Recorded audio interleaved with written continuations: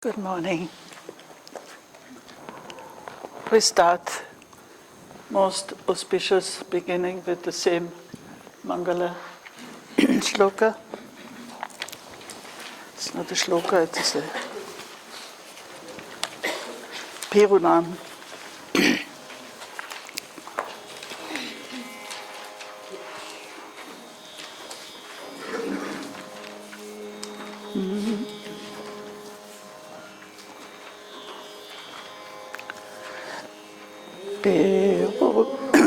Vijñāna Bhairava Kantasya hetu statu Ritani katidascha parivachan Ishonta Syantaka Piran Vayatiya Svayogini Vas Tasya Prabhu Bhairavo Vishvasmin Paranadikrit Vijayate Vijnana Para.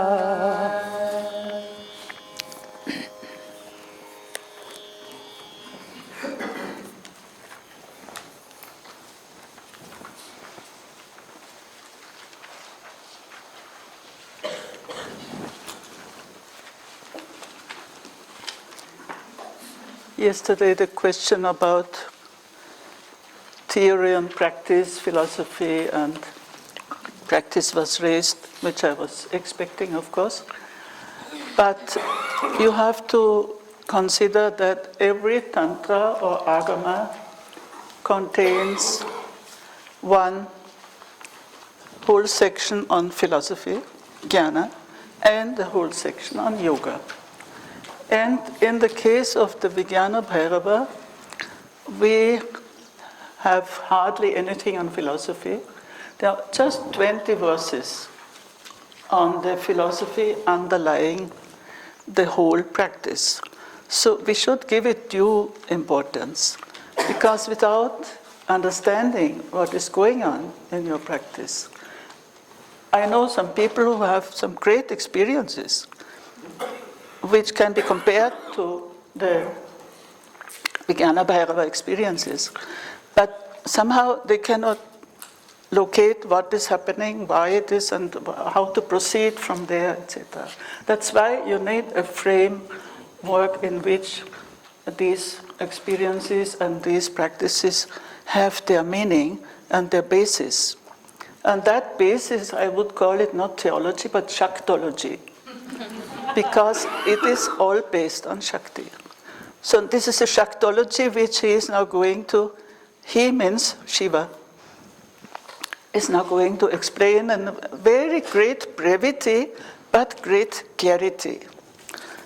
And it is that clarity which then will help us to locate our individual dharanas and our individual experiences, which may be very specific, and yet they are connected to that universal energy and that whole concept of the unity of Shiva and Shakti.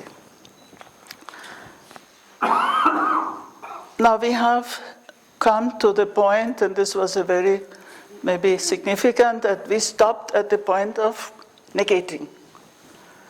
Just negating what the Devi has described or has enumerated, the different concepts of the Tantras, different names and descriptions of the deity and so on. And first of all, Shiva, Bhairava, he negates whatever she has described. And as I said, this is the right attitude of the Guru, who has to first make a clear empty the mind, and then bring in those realities on that basis of that emptiness. And emptiness will play a great role in the practices also, emptying the mind. And there is a sense of humor also in the response of Shiva. He says, well, all these things which are described, God is like this and like that, and you have to worship Him in this way and that way. All this is there's a plaything for children, The immature who are not capable of doing this spiritual process, they also need something after all. So we give them something for playing or for covering, and it gives two examples. I think we stopped at verse 11 or 12. Yes. So let us first recite the verses from. We can go back from 12 to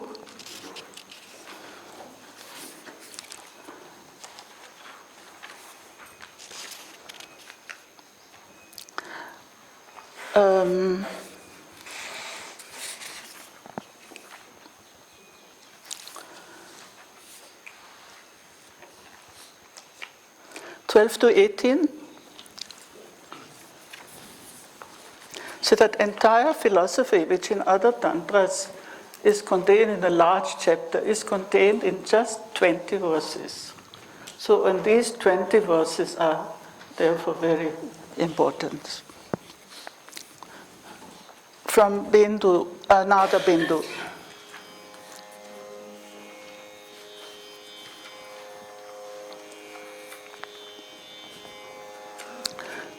Nada Bindu Varupapi Nachakrata Nirodhika Nachakra Kamasanmino Nacha Shakti Svarupaka Aprabuddhamadinam hi Itapala Vibhishika Matrimodakavatsavam Pravrityartamudaritam Dikala kalanot mukta Desho desha vishishini Vyapadishtuma sao Akatya paramatata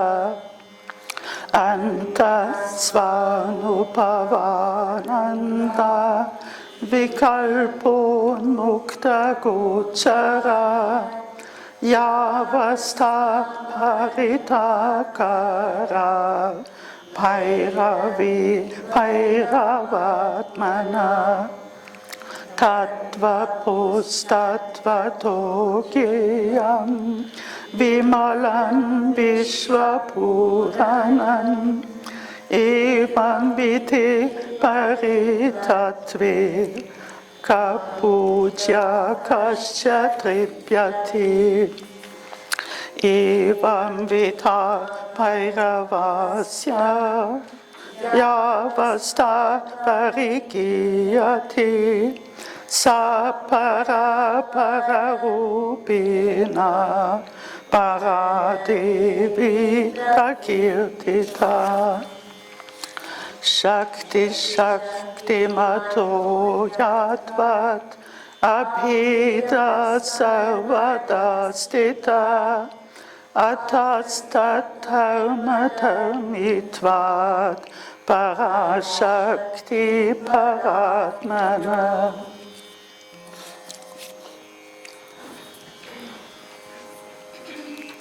Yesterday we have already spoken about the stages of the ascent of the energy, where it comes to Bindu, Nada, Chandra, Ardha Chandra, and Nirodhika. So yesterday we mentioned about the two meanings of Nirodhika And as I said, all these concepts will come again in the context of the practices.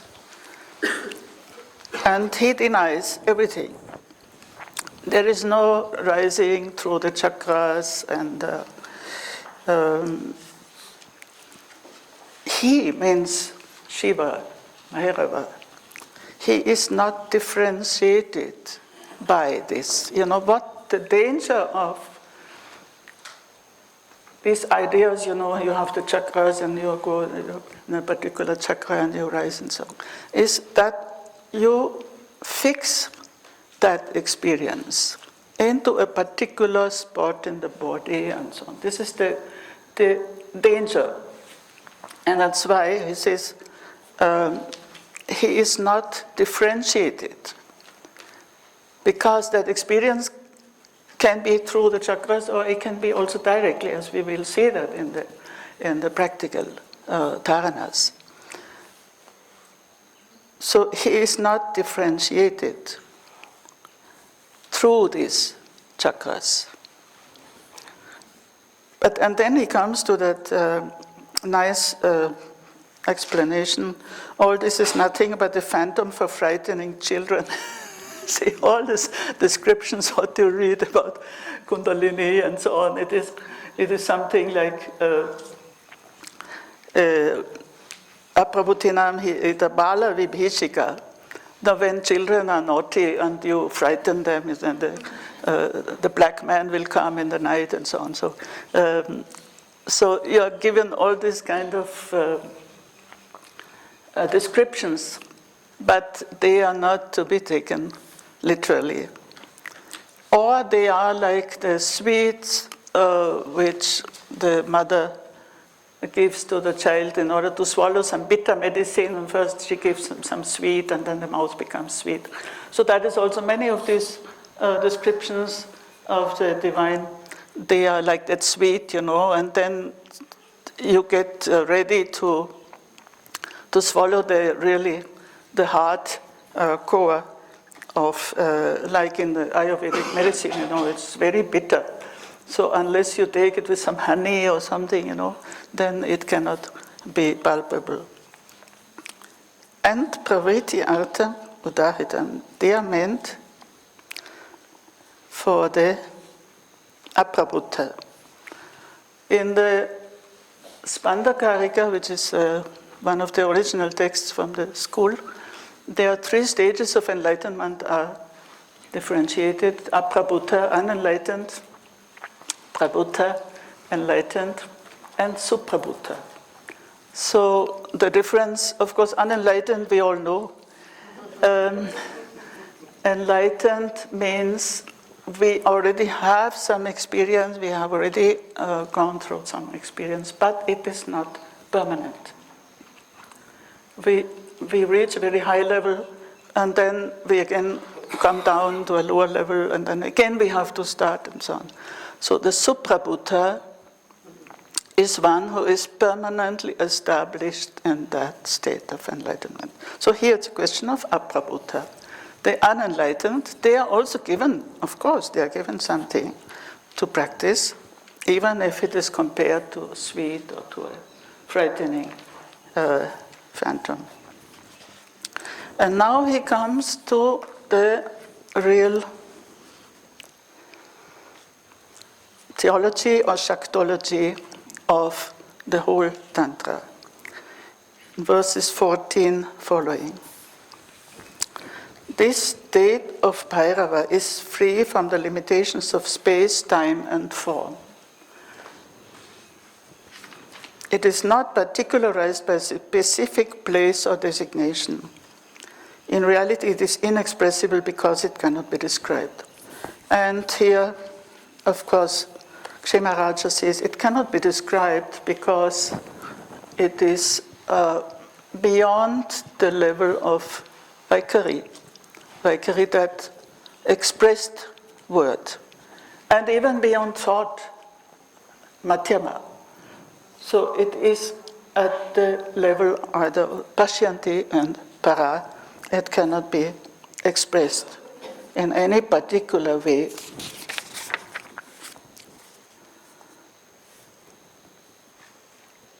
And now comes verse 15 is a very crucial verse. When he comes to a positive statement about that divinity, Anta Sva Anubhava Ananda, it is filled internally with the bliss of one's own experience. And this is a beautiful expression. I have not found it in other tantras. Anta Sva Anubhava Ananda. It is filled with the bliss of one's own experience. And Vikalpa Unmukta Gochara. Of course, it is beyond the realm of thought and imagination. So Vikalpa has that association also of imagination, because many of our concepts of the divine are imaginations. It may be even the Puranas. You read the Puranas, they're full of imaginations.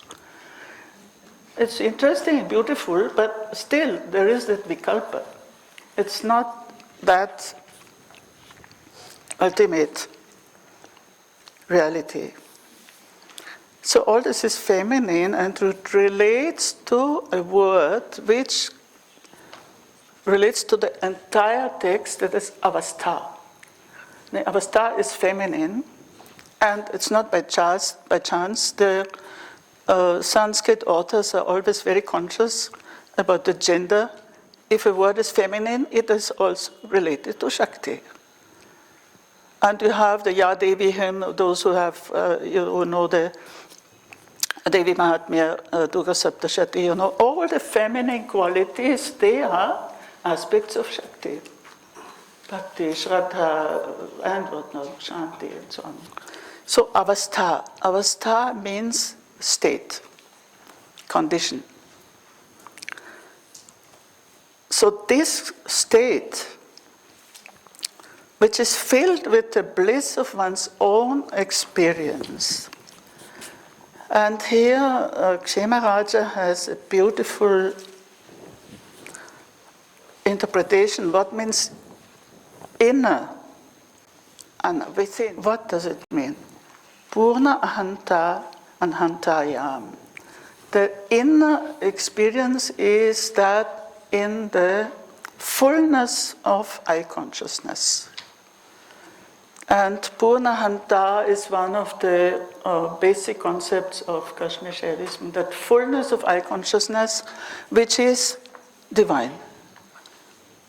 Our limited ego is just a fraction of that fullness. And every practice we are doing is a movement from that limited I consciousness, limited ego, to that universal I consciousness, which is Purnahanta. So he says Purnahantayam. And Sva Anubhava means one's own experience. He says that it is always blissful and filled with its own light, Svaprakasha. It is its own light which is blissful. So any experience you have, any practice you do, if there is no happiness, if there is no joy, there's something wrong with it. So this ananda is so basic, and it's your own. Now, if you're sitting like this in meditation, that's a kind of, there must be that bliss, Sva Anubhava Ananda. Your own experience is blissful, and it is full of light, Svapakasha.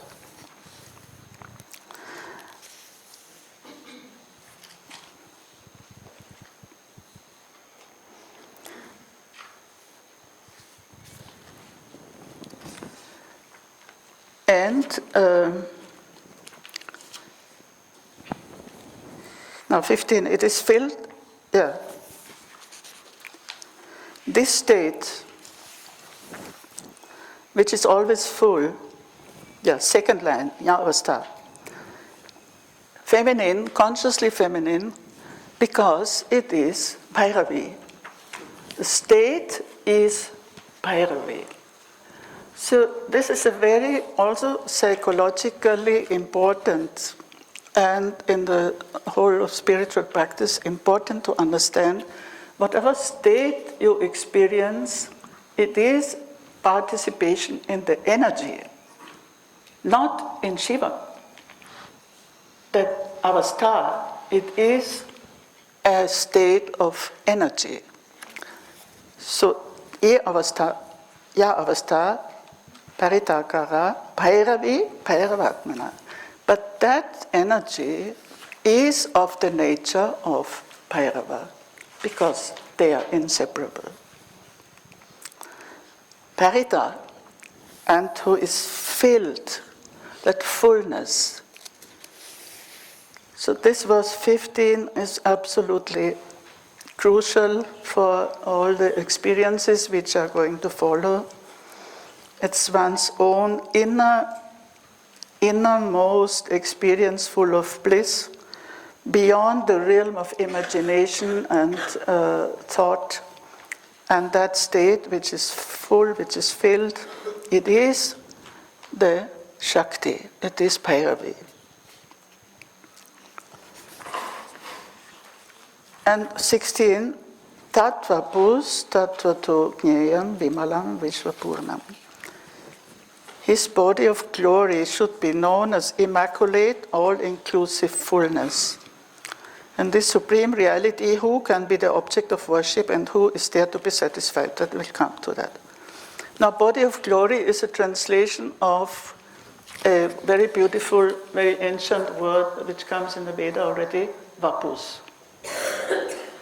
Vapus is not this body, it is the divine and the cosmic body. The cosmos is the body of the divine. And it is the shining, it is light-filled. So the gods are having a body of light, and Shiva has this cosmic, the whole universe is his vapus, his body of glory, his light-filled body. And a lot of the practices and a lot of the other texts like Shiva Stotravali, they aim at realizing that universal divine form in every leaf, in every blade of grass, and in every element of the universe as a part of that divine, glorious body. And that as you progress, you will perceive the universe in that light and in that totality. So where the totality is in one fragment also. And that fragment also has that light of that whole divine body. And here, from the very beginning, the fullness is emphasized. It has also to do with the name Bhairava, Bharanath, etc. And afterwards, you'll be surprised that majority of the practices have to do with emptiness. So we will come to that, but it's definitely, the aim is not emptiness. The aim is fullness. But the practice is through emptiness. So that will be one by one, we will go through that. And then when he's asking in this supreme reality, Paritatve, the supreme reality, is there any difference between the worshipper and the worshipped and the worship itself? You know, these are the three: the subject of worship, the object of worship, and the means of worship, and so on. It is all one. There's no differentiation. And at the very end of the text, and we will come to that, beautiful, the state which the Jivan Mukta reaches after having gone through, where all the aspects of worship are transformed into spiritual realities. You don't need to use mala and flowers and incense, this or that. It is all also the means of worship, and the worshipper and the worshipped, they all one.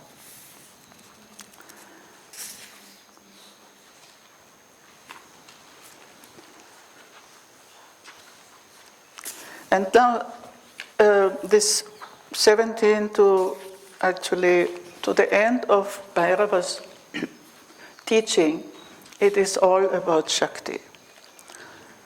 Because she is that state which you experience in each one of those dharanas. It is always a participation in that divine energy. Now there's a lot of misunderstanding about Kundalini and so on and so on. And sometimes Kundalini is reduced to some psychosomatic sensation which you have in the body and so on and so on. But here, every practice, every experience is related to the highest level of the divine energy. That is para. Para. Para Trishika, I told you, is one tantra, which is related to the highest tantric tradition in Kashmir Śaivism is called Para Anuttara. Anuttara is the supreme, the unsurpassable, the absolute, etc. And she is the goddess, the highest goddess. There she is even higher than Shiva. Para. And here everything is related to this Para. This state, about 17, the state of Bhairava, which is praised in the Tantras, is the supreme state, which is known as the highest goddess in transcendent form. And he repeats it. Sa para, para rupena, para Devī prakirtita. 3 times in one line he says para.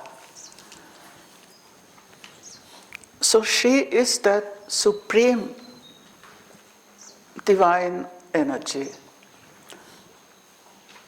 So all the other lower manifestations of energy, they are okay, they are there. But the aim of the whole practice, and these are also a part of that highest energy. Otherwise, from where do they derive their force? They must come from somewhere. And that source is para. We have seen para also as the highest level of the word, para vak, from which Pashyanti, Madhyama, Vaikara come down, and also the highest level of spiritual experience, which is the state, avastha, para Devī prakirtita. So this should never be kept out of our awareness that whatever we are doing, it is connected or it is derived from that supreme energy, para Devī prakirtita.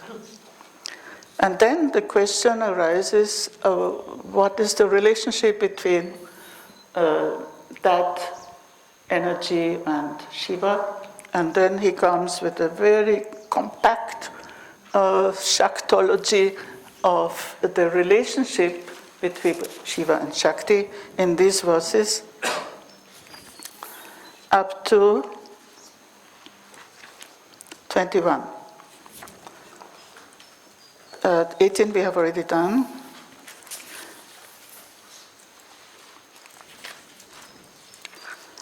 From 19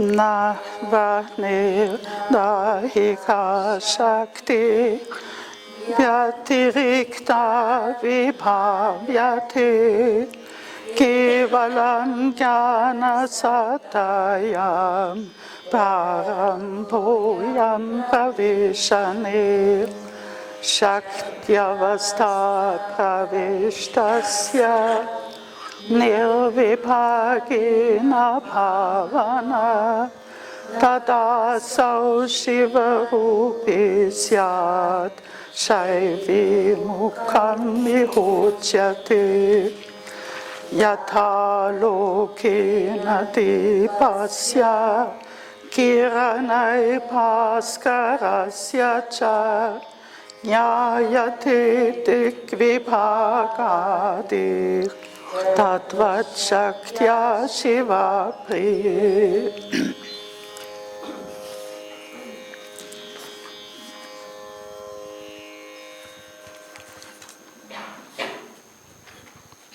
The question of, is there any duality between Shakti and Shiva? He immediately replies, there is never any difference between Shakti and the Lord of energy, as between the attribute and the possessor of the attribute. This is dharma, dharmi. These are actually very philosophical concepts which in Buddhism also are very much discussed, but also in Indian philosophy, dharma and dharmi. If there is an attribute or a quality, it must have something which possesses that attribute. And so dharma-dharmi relationship, they are inseparable. There is no dharma without dharmi, and there is no dharmi without dharma. So this is a more philosophical way of saying how inseparable Shiva and Shakti are.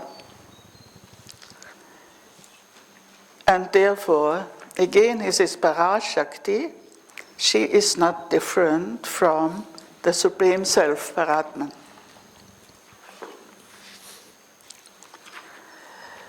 And there are some very famous similes or metaphors for describing the unity of Shiva and Shakti.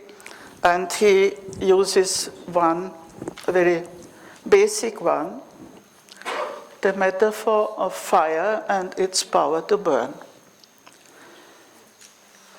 The power to burn is not conceived to be different from fire. It is only the initial stage when one enters the true knowledge.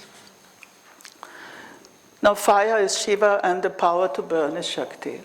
Now, when we speak of three energies, then the same simile is extended and saying that fire has the capacity to burn, to cook, and to heat.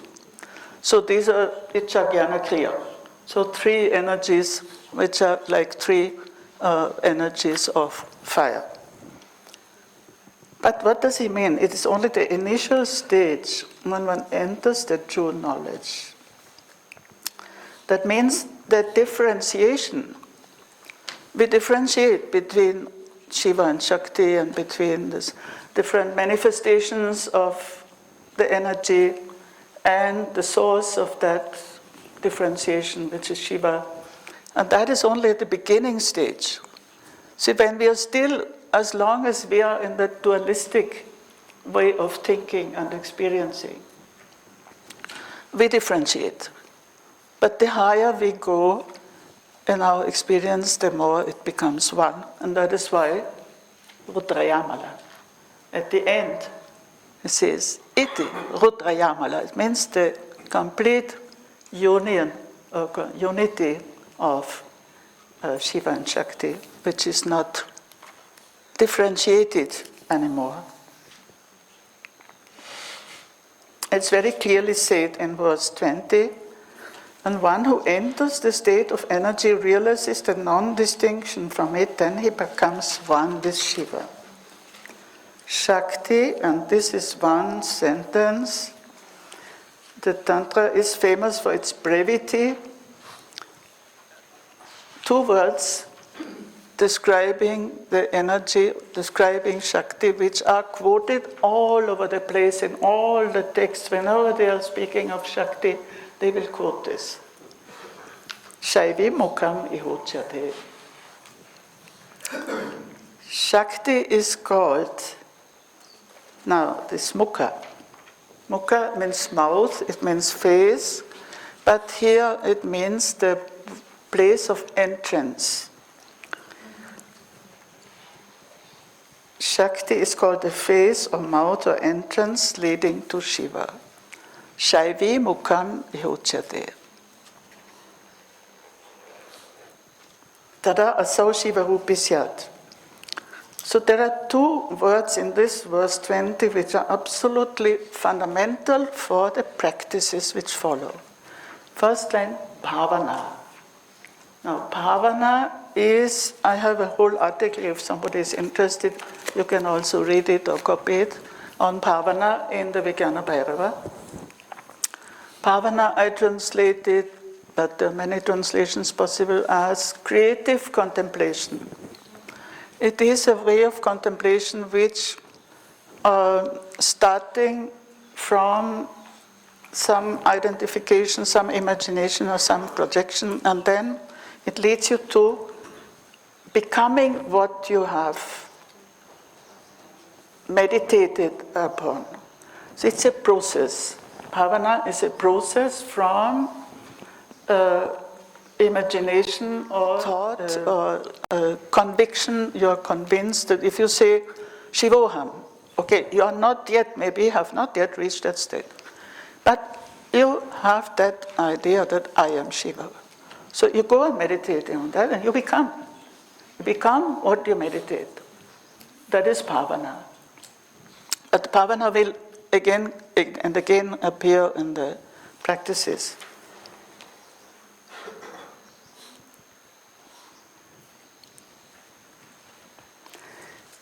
This is a very, very important when one who enters the state of energy realizes the non-distinction from it.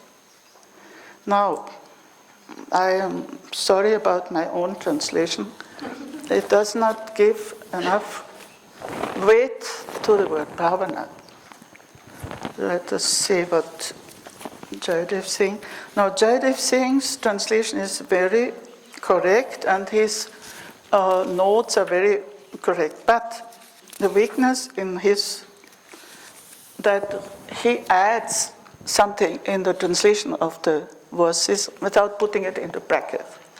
So you have to, as a translator, I try to limit myself to what is in the text and not to add anything. But he adds and he doesn't put it in brackets. That's why I'm not quoting him. But his interpretation, his notes are very correct because he has learned the text from Swamiji. Now he says,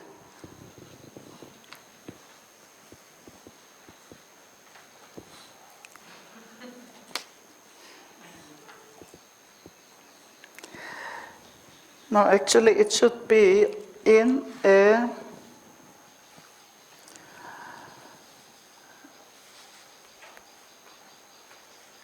contemplation, when one who enters a state of energy in a contemplation, realizing the non-distinction. So this bhavana has to be added here. In a contemplation which realizes the non-distinction between Shiva and Shakti.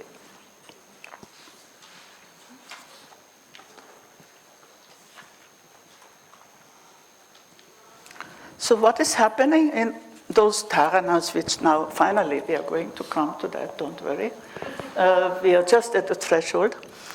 But to understand what is going on, because at the end of many dharanas, there's a very brief phrase, when if you practice this, you meditate like this, tata Shiva. You are Shiva. You become Shiva. So what happens here is actually described. Because through the energy, through that practice with the energy, which is your own experience, sva-anubhava, your own experience, which is the state of that energy, through that, that contemplation, that bhavana, you become what you have contemplated, and that is divine, Shiva. And because she, that energy, is the door of entrance into Shiva. So you need an access. You cannot jump into the divine reality because in any case, those who have attempted to jump into the divine reality, they have been burnt Yeah, it is very dangerous. Even Shakti is not without danger, but it is only through the energy that you can enter Shiva. So Shaivi Mukham Ihochyate. And the multiple meanings of Mukha are also important because, how do you know a person? By the face. I look at your face and I don't need to see your legs and so on. But if I see your face, I know you. So that Mukha, even the aspect of face, she is the face of Shiva. When you go to a Shiva temple and there is a Shiva linga and there's no face at all, then there are Shiva lingas which have a face. They are called Ekamukha linga. So there, and in South India you have those Lingotpava murtis, where the linga is opened, and then you have a vision of Shiva in an anthropomorphic form. So that is also through the face you get access to that formless, unspeakable, and indescribable reality. But the face is Shakti. She is his face. She is his mouth. She is his door of entrance. So this is the whole background of what is going to follow now. Let me just, Kshemaraja has some very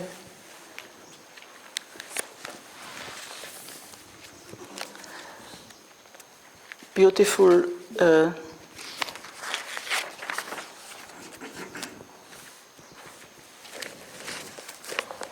commentary on this.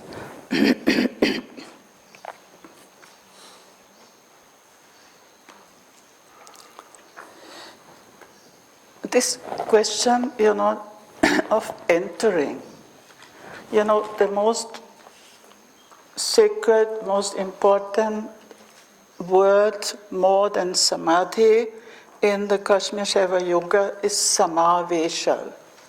Samavesha means entering completely. And that is a state of complete absorption and union. Some are wish, those who know Sanskrit, it is some means completely and a means towards, and wish entering. This entering completely, samavesha, is the highest state of absorption of samadhi, more than samadhi. Samadhi is still a particular state, like in the Yoga Sutras, but samavesha is that complete union with the object of your contemplation, etc. So here again, this image of entering into Shiva through Shakti. And entering, I have sometimes compared also, if you, the external, temple, you enter a temple and then you go from the outer prakaras to the, until you reach the innermost chamber, which is completely bare and there's only Shiva linga. And so our approach to a text, our approach to this practice is also like this entering into the temple, which is our very own heart, which is our very own body. And of course it will come to the body as a temple and all that. It will all come. But here, para shakti rupa avastham yada pravishati. See, all the ways of practice, they are ways of entering into the divine.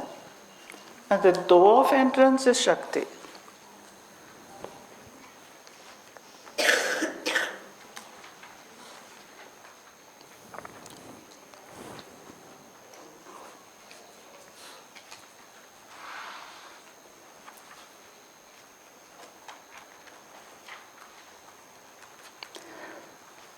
Yeah, he says mukha is pravesha upaya dvara.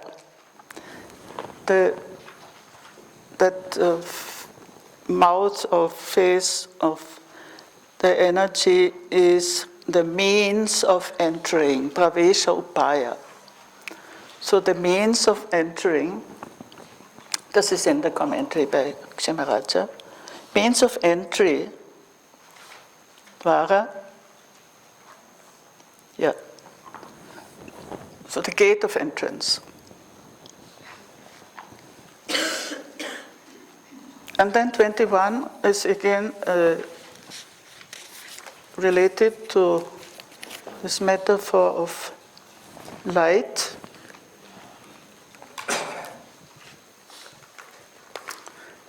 Just as parts of space are known by the light of a lamp or by the rays of the sun, in the same way, O dear one, Shiva is known through Shakti. So there are three basic similes or metaphors for describing the relationship between Shiva and Shakti. There is fire and its power to burn, and sun and the rays. Shiva is the sun and the rays. And with the sun, the metaphor of sun, of course, you have the multiplicity of energies, the infinite energies, because the whole universe is nothing but the rays of the Shiva sun. And the third metaphor, which is not mentioned here, is the ocean and the waves. The Shiva is the ocean and Shakti, the energies, in plural again, are the waves. So this is a very simple, simply understood simile. And then the Shakti, the Devi again takes the word.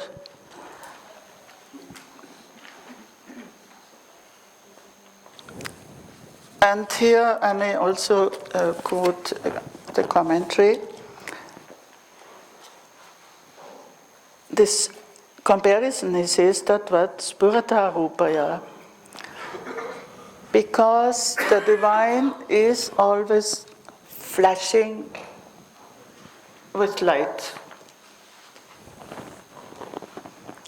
is radiant, the radiance of the divine, spurata.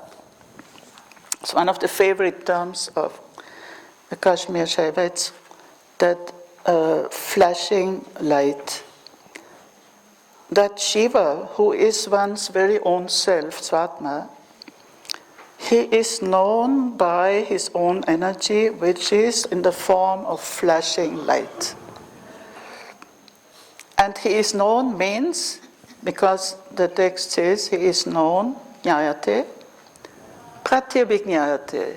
He is recognized. And here comes immediately the whole philosophy of divine recognition. Pratyabhijna. He is known not as somebody else, but as one's very own self. That is why he is recognized, pratyabhijna. And again he says, pratyabhijnayate, samavishyate. He is entered into. You enter, you are completely absorbed in him, and by this, here you have the two poles. Pratyabhijna is the philosophical interpretation, and samavesha is the yogic experience. The samavesha is that your experience in samadhi, in absorption, but philosophically it is a recognition of your very own divine nature. Pratyabhijnayate samavishyate. This is Kshemaraja is so clear.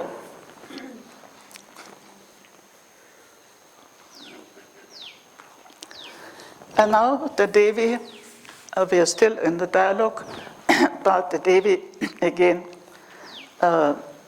speaks. She responds.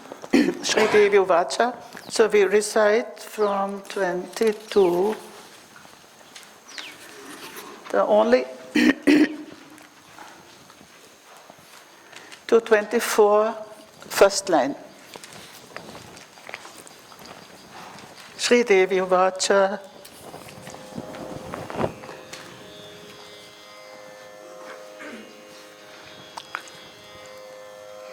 Deva Deva Trishulanka Kapala Krita Pushana Dikte Shakala Sunyacha Vyapadesha Vivachita Yavasta Paridakara Bhairavasyo Palapyate Kairopaya Mukantasya Paradevi Katham Bhavet Yatha Samyakaham Vidmi Tata Me Puhi Bhairava. No, only up to here.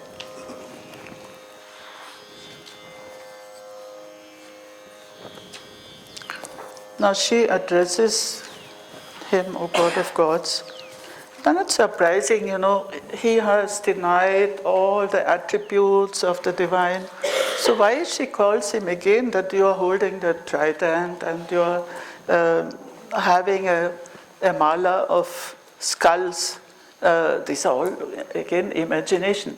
But, of course, they are symbols. Because the trident, Trishula, stands for the three energies, and the Kapala, Mala, the skull bone Mala, it means that all these egos who have been destroyed and who have become a decoration of the divine. All these kapalas, all these skulls, they are the egos who have been ultimately they become a mala of Shiva himself. So this is not to be taken in the sense of any iconography and so on.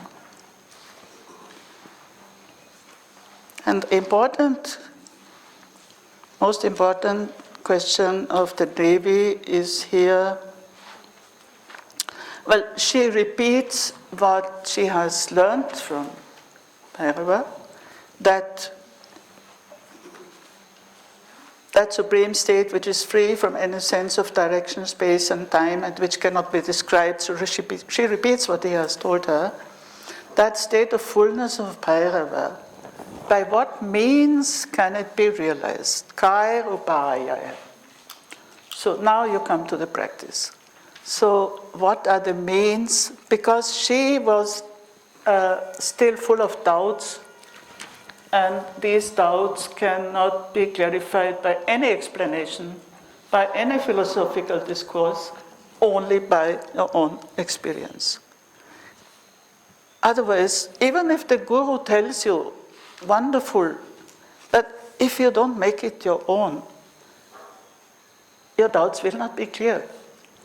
So that is what are the means, upaya, what are these upayas, by which that state can be realized. Kai upaya mukantasya paradevi katam bhavet.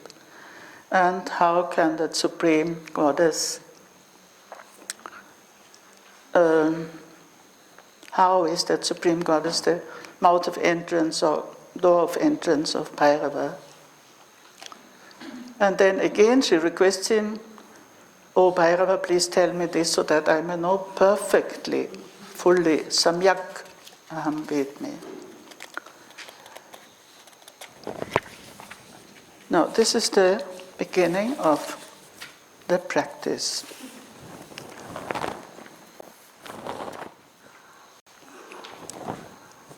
Just a moment.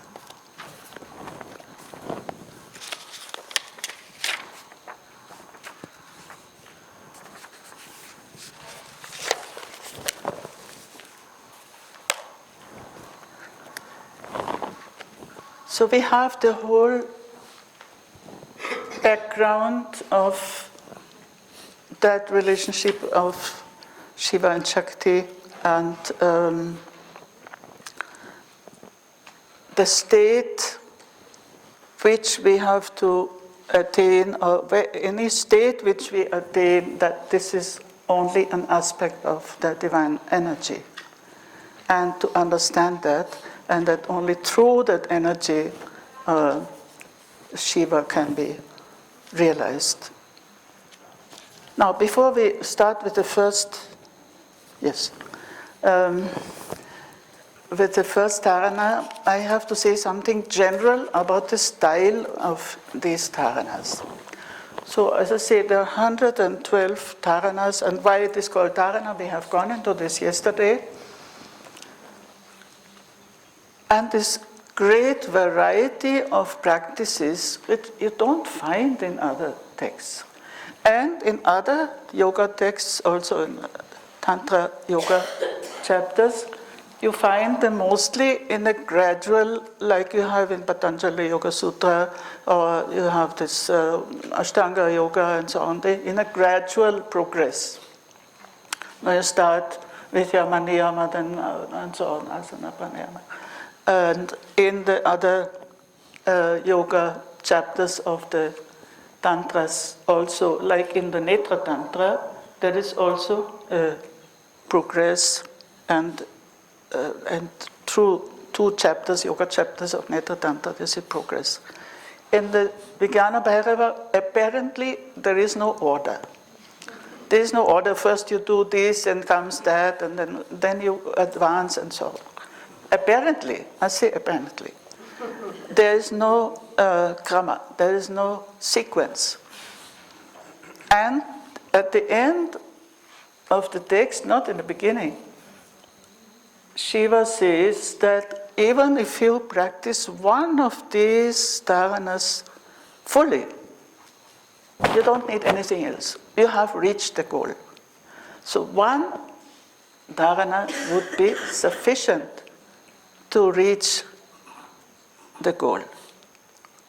But, and that is the richness of this Tantra, still there is some internal coherence of this apparently very different practices. Sometimes they may not have anything to do with the previous one and the following one. But there are, first of all, there are some groups which are connected where one is a slight variation of the previous one and a slight progress. If you have done one with prana and then the next one is slightly more subtle, and so there's some groups like that. And then there is something like a red thread running through, and here I must give credit to Lilian Silburn, the French translator. She has, at the end of her translation, she has given what she calls the cycles of the mystical life. And she says the mystical life is not linear and it's not circular, it is spiral. You may think you are at the same point, but it's not the same, it's already a different level. And she has described the cycles of the progressive, mystical progression. It is a very fantastic analysis of the entire text, where she relates not always what follows, but sometimes from some other part, and then how it is connected. And it's really, for those who know French, I recommend it highly. But it is not the only way of analyzing the text. As I go through it, every time I find some other connections. And of course, with the practice you find, it's not theoretically when looking at the text, but you practice something and then you come to some other and you say, aha, this is connected. Or this is one step further from what we have done earlier and so on. So it is so rich that you can discover your own connections. And something we may, within the short time here that we are together, we may hint at some of these connections, but it's not possible to go into the whole depth of that, what she calls mystical progression. And of course, we have to start somewhere, and then we will definitely cover the whole text. But to go into these subtleties, we may not have time, or we will see what is possible. Now, first of all, having 112 dharanas means that this text contains everything we need for spiritual practice and mystical realization.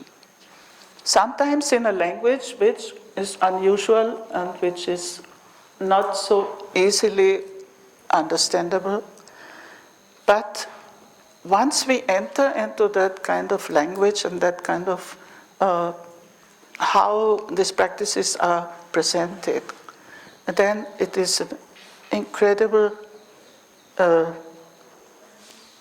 way to live with the text. And I promise you, and I'm sure some of you are really doing it, this text can accompany you for your whole life. And at any point in your spiritual life, you may discover some other aspect or some other practice. And that is why this is just what we can do here, is just to lay the ground, and then you have to find, as Abhinavagupta says, to find what is close to you, what feels fitting to your spiritual state at present. It may be different in a few months or in a few years. Again, you will discover something else. So that is the beauty, that you have a great variety of practices at different levels which are available. Now, the style, I have to say something about the style of the dharanas because it's really not easy. 2 lines. Every dharana is contained in 2 lines. How much can you say in 2 lines? First line mostly says, you do this and the second line says, then you will attain that and that state. Sometimes 1.5 lines describe what is to be done, and only half a line tells you, then you become Shiva. So there is always a kind of gap, because it's not like many on this. The later the texts, the more explicit they are, the more detailed they are. But the older the text, the more brief. And you have to either, if you're fortunate, if you have a guru who can help you to fill that gap, what happens in between? See, when the practice is described so briefly, and then the result. So that is why we are very unfortunate that Kshemaraja's commentary after verse 24, where actually the practice starts, has been lost. And we have to take the help of the different places where the text is quoted by Abhinavagupta, etc., and in Shiva Sutra, Vimarshini, etc., to understand some of those very, very brief statements. Now, one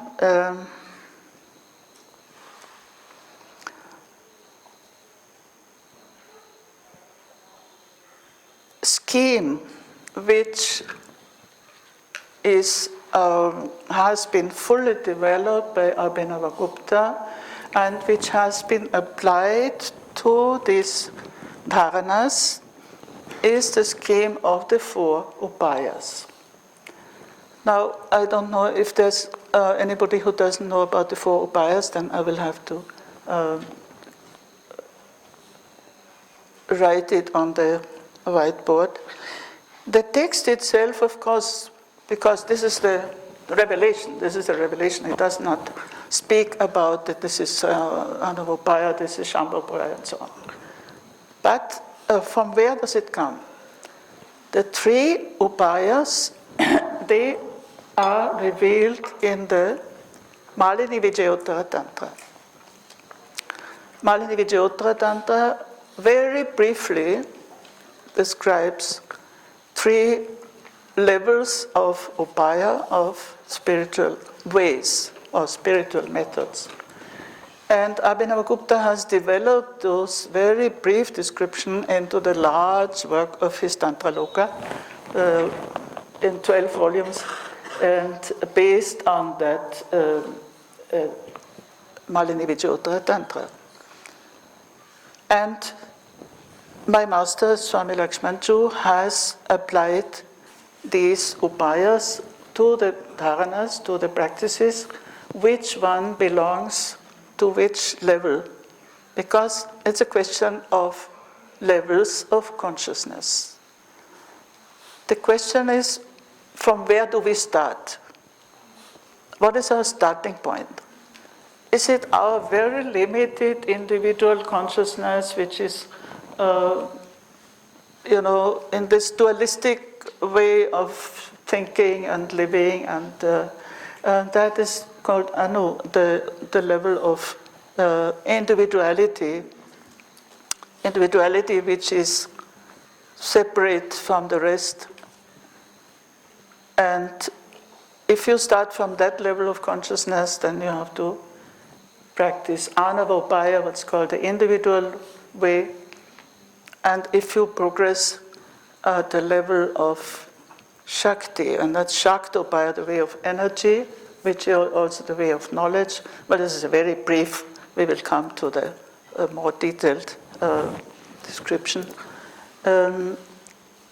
Shaktopaya is very important because it deals with, at the level of the Anavopaya, the individual practices, you can use any means, mantra, mudra, and ritual, and external objects, internal objects, etc. So anything material or mental can be used for practice. And at the level of energy, it is not even mantra, it is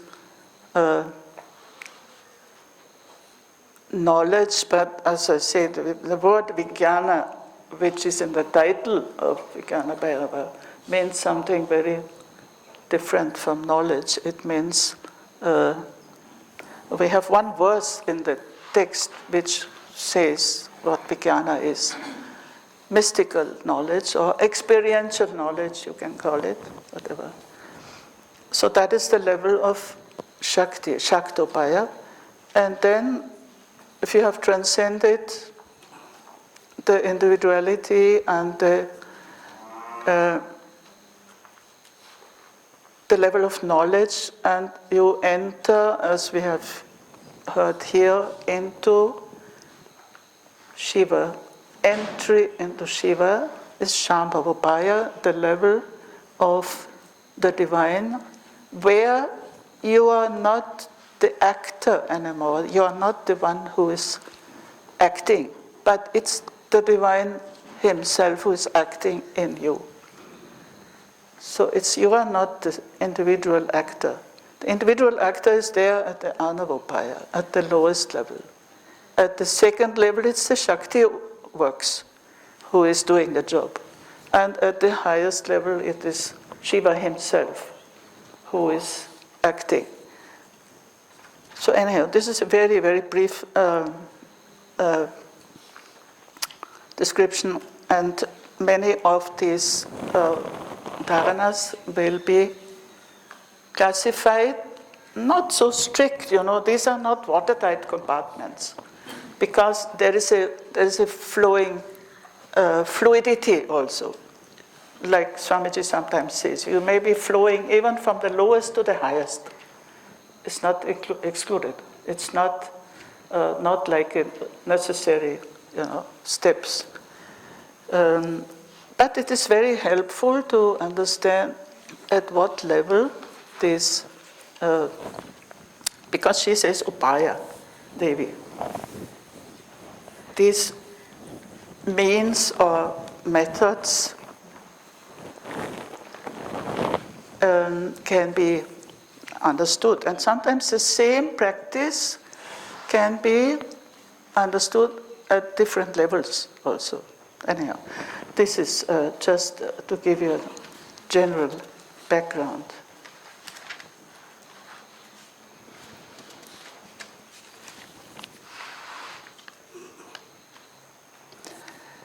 So they are not, the temptation sometimes when I've been teaching the text, I have selected topics, but this is a little temptation. We are just following the text in its own logic without picking out topics. And then you can make your own connections when you're going on reading and studying the text.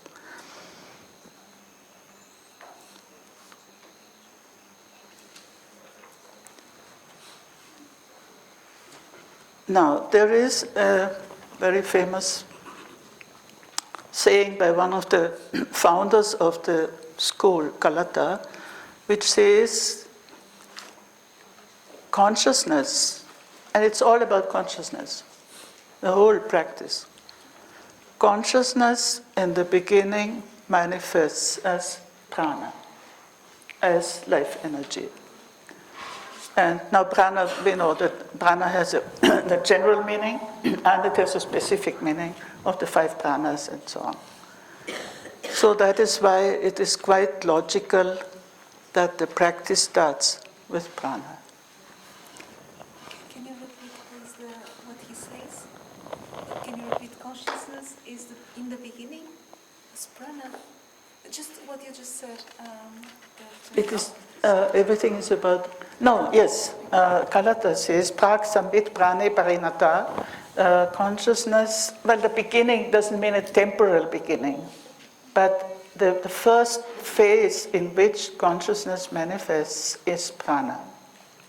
First, originally, consciousness is absolute consciousness. When it manifests in prana. Descending. This is descending. That's why, and then through prana, we ascend to consciousness. This is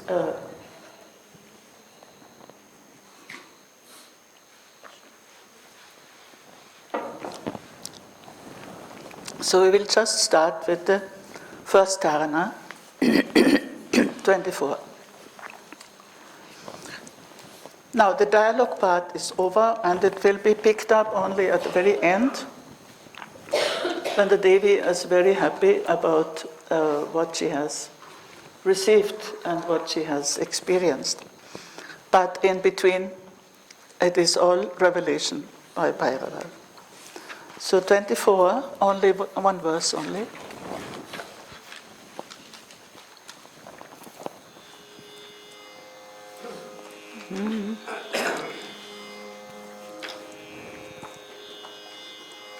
Utre prano khyato chiho visagatma parocharit utpatit vitayastane paranat paritastiti.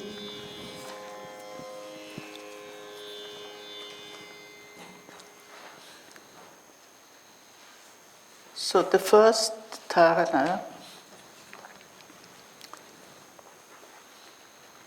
Now there is sometimes a confusion about prana, apana in different texts, because in the Hatha Yogic texts it is just the opposite. In our Shaiva Agamas, prana is exhalation and apana is inhalation. And it is said very clearly at the end, I think 155 or 156, when it's a question of this 154. Vajit prana vishet jiva. And the inhalation is also called jiva, means life. Prana also means life, but prana has the different functions and then the general life force, life energy. Vajit prana vishet jiva. And so on. The exhaling breath, prana, should ascend and inhaling breath should descend, both forming a visarga. Now this will come to that. Their state of fullness is found by fixing them in the two places of their origin.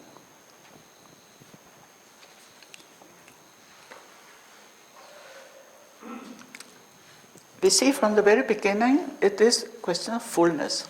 So we'll come to shunya comes. A lot of shunya will come. But beginning, it is fullness.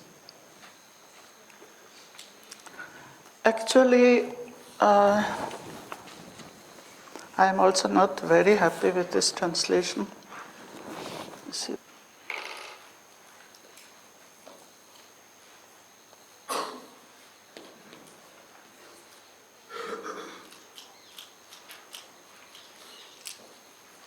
Here in the first parana comes in verb form, what is a very important term for the practice, uchara. Now, uchara in modern Hindi, it means pronunciation, but that is a very superficial meaning. It is derived from the ut and chara. Ut means rising, up. And chara means moving. So up, rising. The rising breath and the rising energy, which is either prana energy or mantra energy.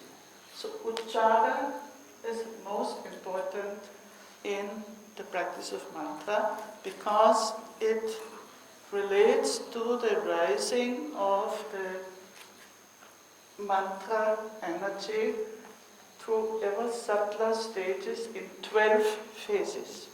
Stages of uchara of the mantra.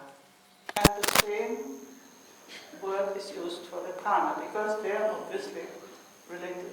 So without prana there is no mantra, and without, yes.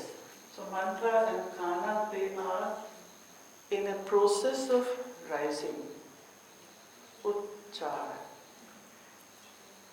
And this rising of energy is of course one of the most important aspects. If you remember some of you, the Shiva Sutras, there is one sutra,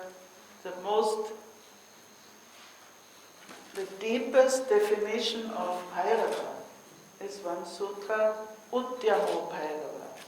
Bhairava is that uprising energy, that rising force. And so uchara comes here, the very first.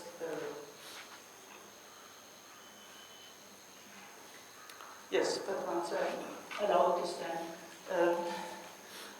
Another word which is here very important, we will continue with this in the afternoon because it is too involved. This visa.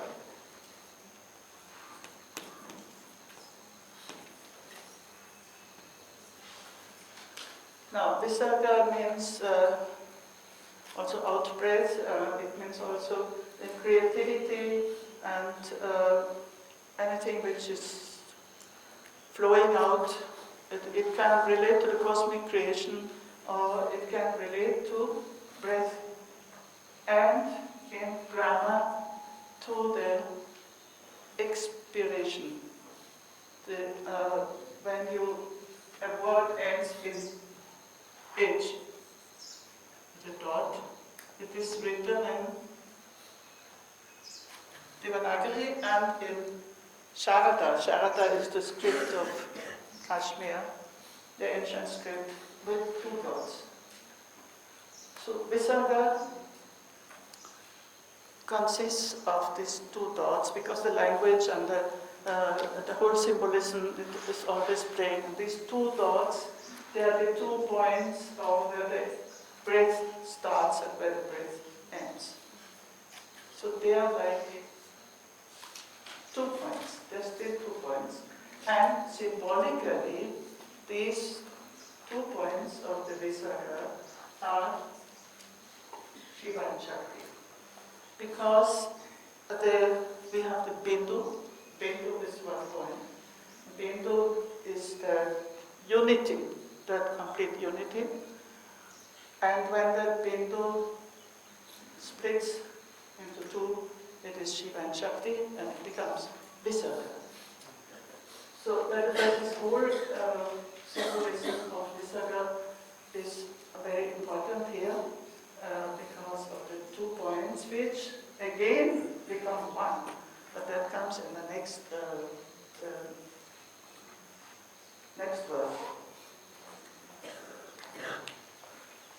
First, there is the concentration on the 2 points of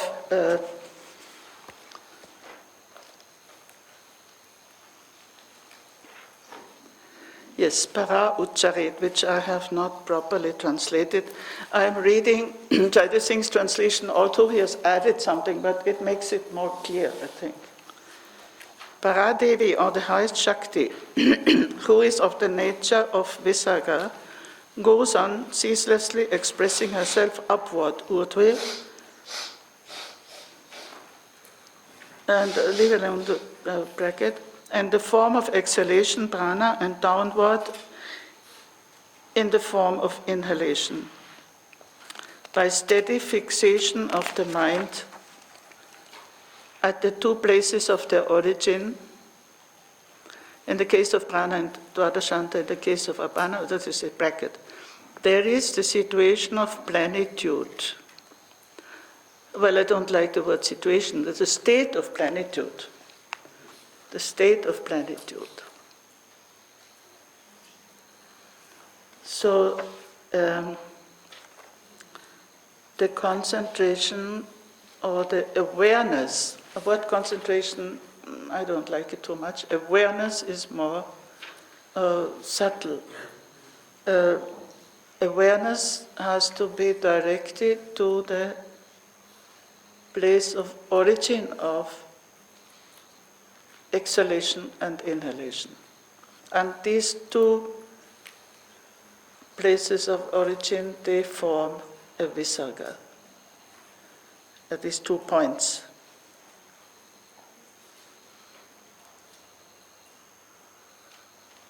See, one mistake in the translation, and Swami will correct me.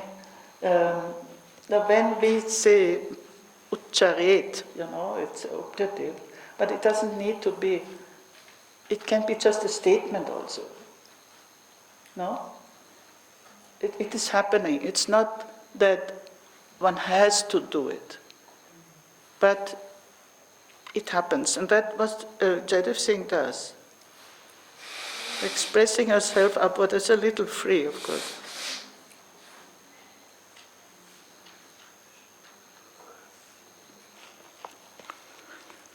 Ascending. She, that energy, that supreme energy, she ascends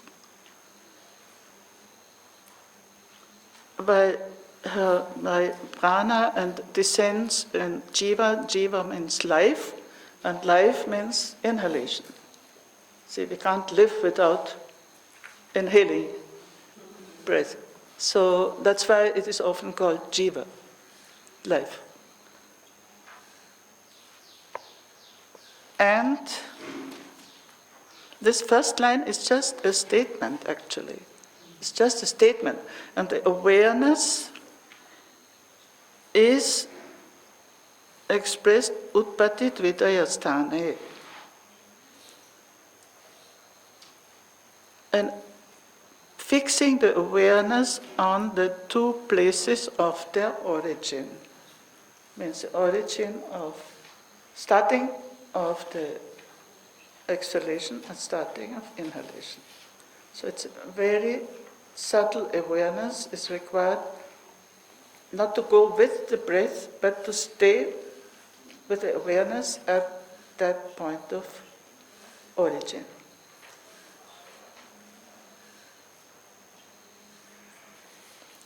And the result will be a state of fullness.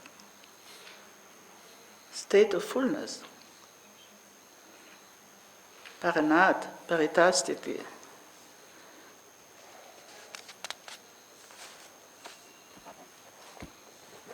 I cannot use the French because